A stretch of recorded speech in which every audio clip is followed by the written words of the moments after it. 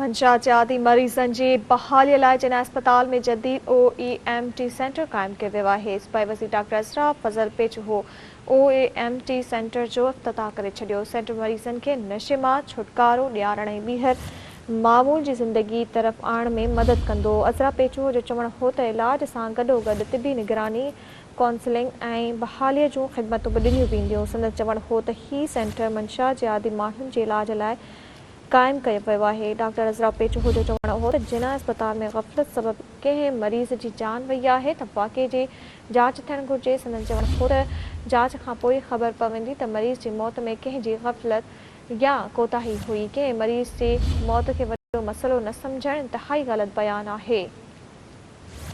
हिन अहम ख़बर बाबति तव्हांखे आगाह कई पिया नासिन तव्हांखे ॿुधाईंदासीं। मंशा जे आदि मरीज़ जी बहाली लाइ जिन अस्पताल में जदीद OEMT सेंटर कायम कयो वियो आहे।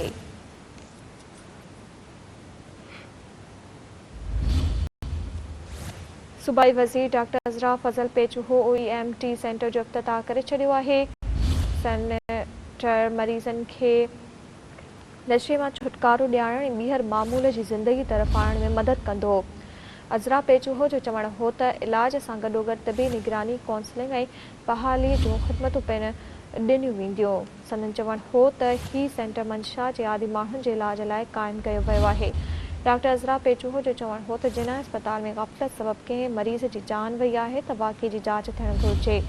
संदसि चवण हो त जांच खां पोइ ख़बर पवंदी त मरीज़ जी मौत में कंहिं जी गफ़लत या कोताही हुई। कंहिं मरीज़ जी मौत खे वॾो मसइलो न सम्झणु इंतिहाई ग़लति बयानु आहे।